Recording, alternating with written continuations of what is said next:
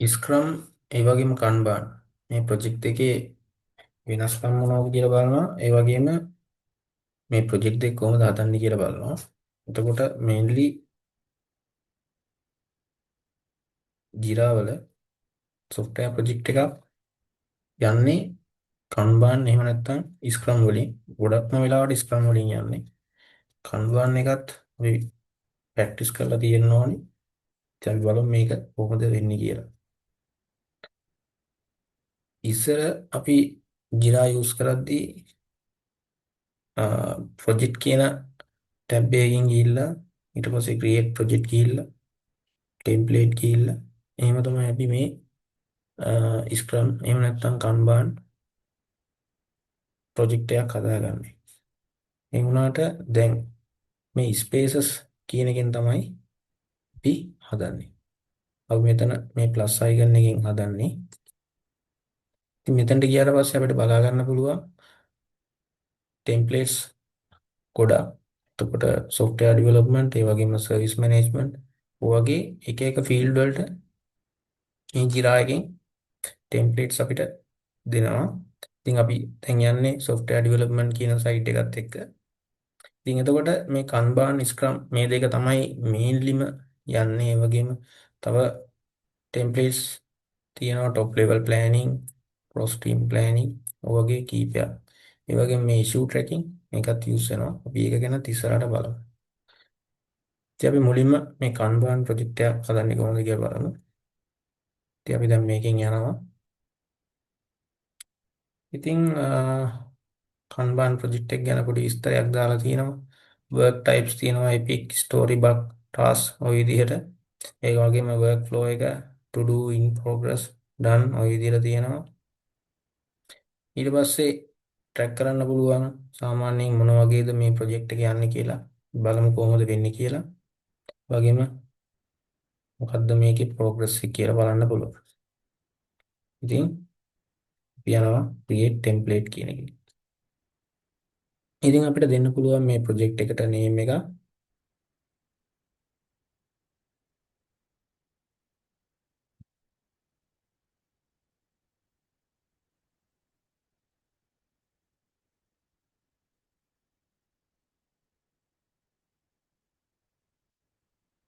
මේ team management කියන එක අපිට select වෙලා තියෙනවා. access open. ඉතින් මෙතන key එකක් එයා auto generate කරගන්නවා අපේ word වල first letter එකෙන්. අපිට මේක වෙනස් කරගන්නත් පුළුවන් ඕන නම් මෙහෙම තියලා යනවා. ඉතින් මම මේක next දෙනවා. ඉතින් මෙතන අපිට දාන්න පුළුවන් මොනවද තියෙන්න ඕනේ කියලා. features, task මේ ටික සේරම select කරනවා. හරි තව ඕනනම් අපිට add කරගන්නත් පුළුවන් මොකක් හරි. මේ ටික දාගන්නම් සේරම. ඊට පස්සේ මම next දෙනවා. ඉතින් මේ විදිහට එයා අපිට කීපයක් හදලා දෙනවා. idea එකයි to do ඔය විදිහට. මේ idea කියන එක අයින් කරනවා. to do, in progress, review, done කියලා දානවා. ඒ වගේම අපිට add කරගන්නත් පුළුවන් ඕන. මම create space දෙනවා. ඉතින් මේකට අපිට කාවද add කරගන්න ඕනේ කියලා අපිට දාන්න පුළුවන්. ඉතින් මම දැනට මගේ විතරයි දෙන්නේ. මේක මගේ role එක මොකක්ද කියලා දානවා. මම මේකත් member දෙන්නම් දැනට. admin දෙමු නේද? අපිට මේක බලමු ඉස්සරහට තව ඒවා හදන්නත් වෙයි අපිට. finish දෙමු.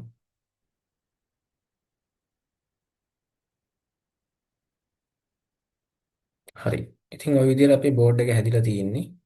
ඉතින් ඔන්න first Kanban project. ඉතින් මේකේ ඔන්න කාට් විදිහට තියෙන්නේ. අපිට quick start එකක් විදිහට මෙයා අපිට guideline එකක් දෙනවා. ඒකත් ඔයගොල්ලන්ට බලන්න පුළුවන්. right මම මේක dismiss කරන්නම්.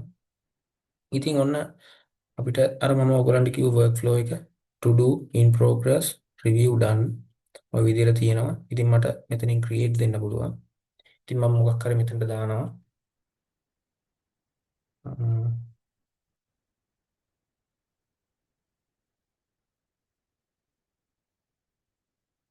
login interface field කියලා දානවා. ඉතින් ওই විදිහට මම හැදෙනවා. ඉතින් මම මේක ඩිෆෝල්ට් හදනකොට මේක ෆීචර් එකක් විදිහට හැදුනේ. ඒ වගේම මට එකක් හදනකොට මට මේක ටාස්ක් එකක්, ස්ටෝරි එකක්, බග් එකක්, ඇසෙට් එකක් ওই විදිහට වෙනස් විදිහට දාන්නත් පුළුවන්. ඉතින් බග් එකක් විදිහට QA කෙනෙක් දානවා. ඉතින් මේ විදිහට යනකොට ඒවා තව ඉස්සරහට තව කතා කරමු. ඉතින් දැන් මම මේකේ workflow එක තව චුට්ටක් පැහැදිලි කරන්න ඕගොල්ලන්ට Scrum එකට යන්න ඉස්සෙල්ලා. ඉතින් to do එකට මම දැන් මේ හැදුවේ. දැන් ඔන්න අපේ project එක start කරා නම් to do එකෙන් in progress එකට යනවා. ඔන්න developer වැඩේ පටන් ගත්තා. ඉතින් මේ විදිහට අපිට මේ කාර්ට් එකෙන් කාර්ට් එකට මේක move කරන්න පුළුවන්. ඉතින් in progress එකෙන් පස්සේ වැඩේ okay කියලා developer හිතුවනම් එයා in progress එකට දානවා. QA අපි අර කතා කරගත්ත විදිහට මෙතෙන්දී check කරනවා මේක ගැන test case ලියලා. ඊට පස්සේ QA මේක okay නම් done එකට දෙනවා. ඒත් මේකේ මොකක් හරි ගැටලුවක් තියෙනවා නම් ආයෙත් මේක in progress එකට යනවා. මොකද මේකේ බග් එකක් තියෙනවා නම් මේක හදන්න. ඉතින් ඒක හදලා ඉවරලා ආයෙ review එකට ගිහිල්ලා තමයි මේක යන්නේ done කියන එකට. හරි. ඉතින් මේක done එකට යන්න ඉස්සෙල්ලා to do එකේදී අපිට කාව හරි assign කරන්නත් පුළුවන්. දැන් මෙතෙන්දි මට තව එක්කෙනෙක්ව assign කරන්න පුළුවන්. මම මේ විදිහට මගේ අනිත් email එක දෙනවා. ඉතින් එතකොට මේකේ priority එක මෙයාට තමයි තියෙන්නේ. අපිට මේකේ තව flags දාන්න පුළුවන්, label දාන්න පුළුවන්, link with item වගේ ගොඩක් දේවල් තියෙනවා. right. ඉතින් ওই විදිහට තමයි මේ Kanban project එක යන්නේ. මේ විදිහට to do එකේ අපිට තියෙන project එකේ තියෙන task මේ to do එකේ අපි හදලා ඊට පස්සේ අපි developer හරි කවුරු හරි අපේ මේ වැඩේ කරන එක්කෙනා QA කෙනෙක් වෙන්න පුළුවන්. එයාව assign කරනවා. ඉතින් මේක ගොඩක් වෙලාවට lead කෙනෙක් කරන්න ඉඩ තියෙනවා. මේ project එකේ කාවද assign කරන්න කියලා. ඉතින් මේ project එක plan කරනකොට plan කරන එක්කෙනා ඉතින් මේ විදිහට කට්ටිය assign කරලා ඒගොල්ලන්ගේ responsibilities අනුව ඒක වැඩ ටික කරන් යනවා. ওই විදිහට තමයි මේ Kanban project එක වැඩ ටික කෙරෙන්නේ. හරි. ඉතින් Kanban project එකේ ওই ටික තමයි කතා කරන්න තියෙන්නේ. ඉතින් අපි බලමු Scrum. ඉතින් ඒකටත් මම මෙතන spaces කියන එකේ create space දෙනවා. ඉතින් මම මෙතන software development select කරලා තියෙන්නේ. මම මේකේ Scrum කියන එක select කරනවා. ඉතින් Scrum එකේත් අපිට බලා ගන්න පුළුවන් මොකක්ද මේ කතන්දරය කියලා. මේකවල පොඩි විස්තරයක් දාලා තියෙනවා. ඉතින් plan කරගන්න පුළුවන් ඉස්සරහට එන task ටික backlog එකේ. හරි. මම ඔයගොල්ලන්ට කලින් පෙන්නුවා backlog එක. ඒක බලමු. ඊට පස්සේ organize කරගන්න පුළුවන් sprint wise. ඒ කියන්නේ අපිට time frame දාලා එක එක කාලවලට අපි කියමු එක feature එකක් හදනවා කියලා. දැන් ඔයගොල්ලන්ට තේරෙයි මේක කරනකොට Kanban එකේ Scrum එකේ වෙනස. අපි හිතමු දැන් මම login module එකක් නෙලිවේ. login එක build කරන්න. ඉතින් ওই login එක build කරන එක මොකක්ද ඇත්තටම main topic එක වෙන්න ඕනේ. කියන්නේ main task එක. login එකේ ඉන්නේ user registration කියමුකෝ. ඒක යටතේ එන්නේ login වෙන්නත් ඕනේ, register වෙන්නත් ඕනේ, dashboard එකට redirect වෙන්නත් ඕනේ, database එකට ওই data ටික යන්නත් ඕනේ, database එකකින් ඒ ටික retrieve කරගන්නත් ඕනේ. content එක හැදෙන්නත් ඕනේ, back end එක හැදෙන්නත් ඕනේ. ඉතින් ওই ටිකේ APIs ටික වැඩ කරන්න ඕනේ. ඉතින් ওই පොඩි පොඩි වැඩ ටිකක් තියෙනවානේ. ඉතින් එතකොට ඒකේ මොඩියුල් එකක් වගේ ටිකක් වැඩි වෙනවා. වැඩ ටිකක් තියෙනවා ඒක ඇතුලේ. ඉතින් එතකොට අපි හිතමු මේක ස්ප්‍රින්ට් එකක් විදිහට ගත්තා කියලා. මේන් එකක් විදිහට ඒක ඇතුලේ තියෙන පොඩි පොඩි ටාස්ක් මේ බෑක්ලොග් එකට වැටෙනවා. ඉතින් මේ බෑක්ලොග් එකෙන් අපි මේන් ස්ප්‍රින්ට් එකක් ස්ටාර්ට් කරනවා. මේ වැඩේදී ඒ ස්ටාර්ට් කරාට පස්සේ ඒ ස්ප්‍රින්ට් එක ගලාගෙන යනවා. ඊට පස්සේ ඒක ඩෙවලොප්මන්ට් පාර්ට් එක ඩෙවලොප් කරලා ඊට පස්සේ QA ටෙස්ට් කරලා කොහොම හරි වැඩේ ඉවරුනහම ඒ ස්ප්‍රින්ට් එක ඉවරයි. අපිට ඊළඟ මොඩියුල් එකට මූව් වෙන්න පුළුවන්. ඉතින් ඕක තමයි මේන්ලි මේ Scrum කියන ටෙම්ප්ලේට් එකේදී වෙන්නේ. ඉතින් බලමු. ඉතින් මේකෙත් work types තියෙනවා. අපි කලින් බැලුවා වගේ work flow එකක් තියෙනවා. ඉතින් ඔන්න use template කියන එක මම දෙනවා. ඉතින් ඔන්න මට මේකට දෙන්න පුළුවන් project topic එකක්. මම මේකට දෙනවා first Scrum project කියලා.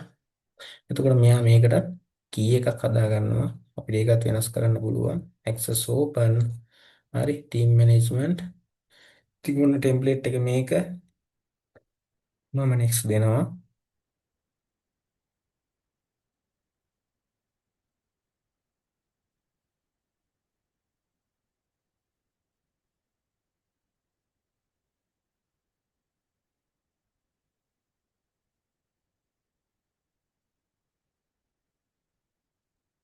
හරි. ප්‍රොජෙක්ට් එක හැදෙනවා. ඉතින් මට මේකට කට්ටියව assign කරන්න පුළුවන්. ඒ වගේම මට පස්සේ මේක add කරන්නත් පුළුවන්. ඉතින් මම මේකේ කවුද කියලා දානවා. මම ඒකටත් administrator දෙන්නම්. ඊට පස්සේ මම මේක next දෙනවා. ඔන්න ස්ක්‍රම් ප්‍රොජෙක්ට් එක හැදුනා. අර අපි කලින්ම හදපු ප්‍රොජෙක්ට් එක වගේ තමයි මේක. ඔන්න දැන් බෝඩ් කියන එකට ඇවිල්ලා තියෙන්නේ. මට මේකෙන් බැක්ලොග් එකට යන්න පුළුවන්. මේ බෝඩ් එකෙත් අපිට මෙන්න මේකට රීඩිරෙක්ට් වෙනවා වැඩ ටික කරන්න යද්දී. මම මේකේ බැක්ලොග් එකට යනවා. මෙතනින් යන්නත් පුළුවන්, මෙතනින් යන්නත් පුළුවන්. ඉතින් ඔන්න බැක්ලොග් එකට ආවම ඉතින් මේකේ අපි ටාස්ක් අසයින් කරන්නේ මෙතනින්. ඉතින් මෙතන ක්‍රියේට් ස්ප්‍රින්ට් දෙන්නේ නැහැ දැම්ම. ඉතින් ඔන්න පළවෙනි ස්ප්‍රින්ට් එකේ නම මේ අර අපේ කී එක දාලා ස්ප්‍රින්ට් 1 කියලා වැල්ලා තියෙනවා. ඉතින් ඔන්න ක්‍රියේට් එකක් දෙනවම මට මෙතනින් මොකක්ද කතන්දරය කියලා දාන්න පුළුවන්. ඉතින් බග් එකක්ද ස්ටෝරියක්ද මොකක්ද ඕන එකක් දාන්න පුළුවන්. ඉතින් මම මේකේ දානවා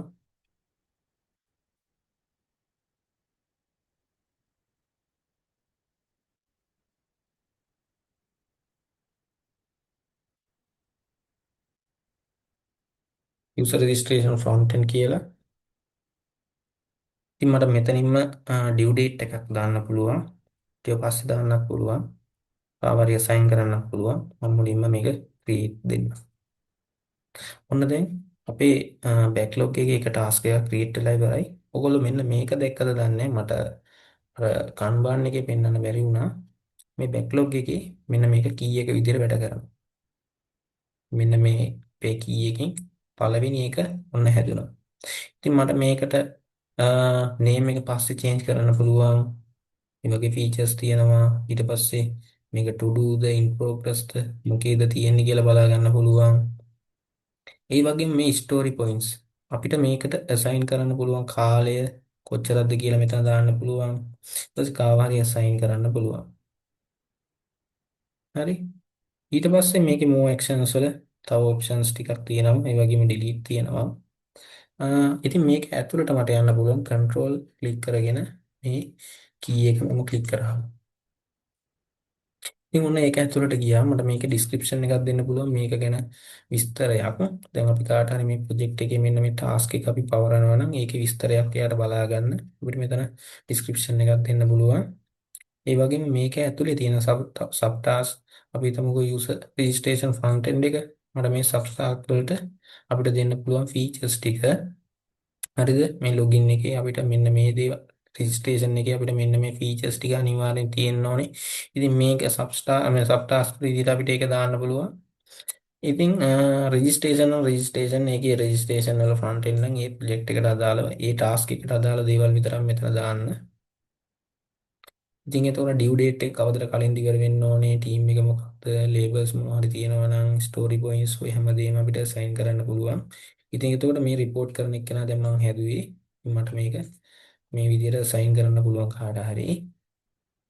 ඉතින් ඔන්න දැන් මේ විදිහට තමයි මේක යන්නේ. දැන් මේ to do කියන තැන තමයි මේක තියෙන්නේ. හරිද?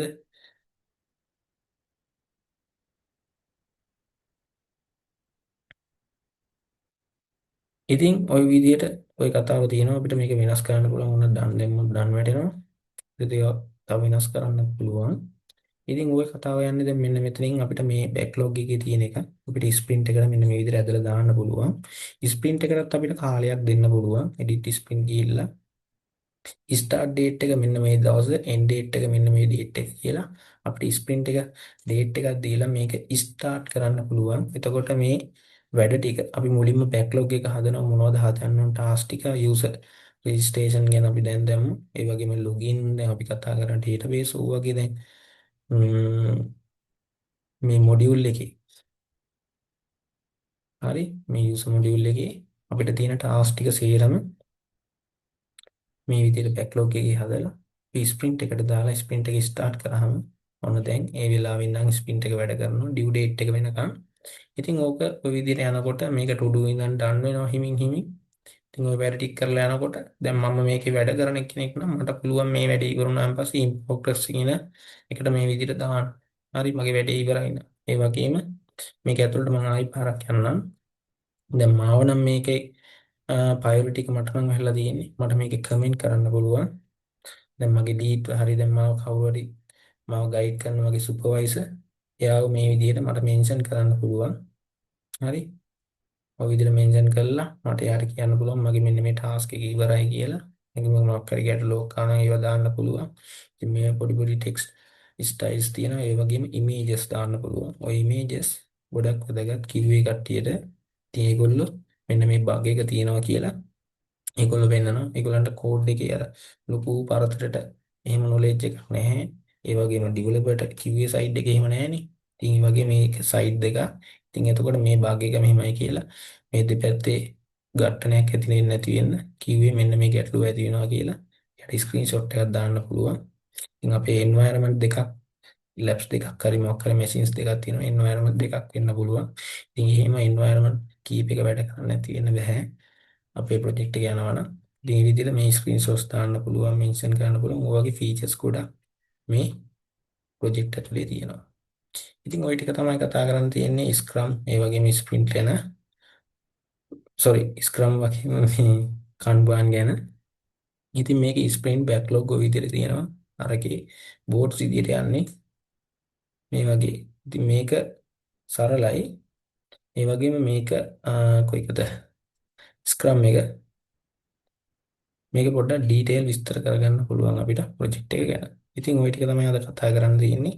මම හිතනවා ස්ක්‍රම් එකේ විස්තර ටිකයි ඒ වගේම කන්බාන් මේ ප්‍රොජෙක්ට් දෙක ගැන හොඳ අයිඩියා එකක් එන්න දී කියලා. ඉතින් අපේ වීඩියෝ එකට ලයික් එකක් දාලා යාළුවන්ට බාන ෂෙයා කරන්න.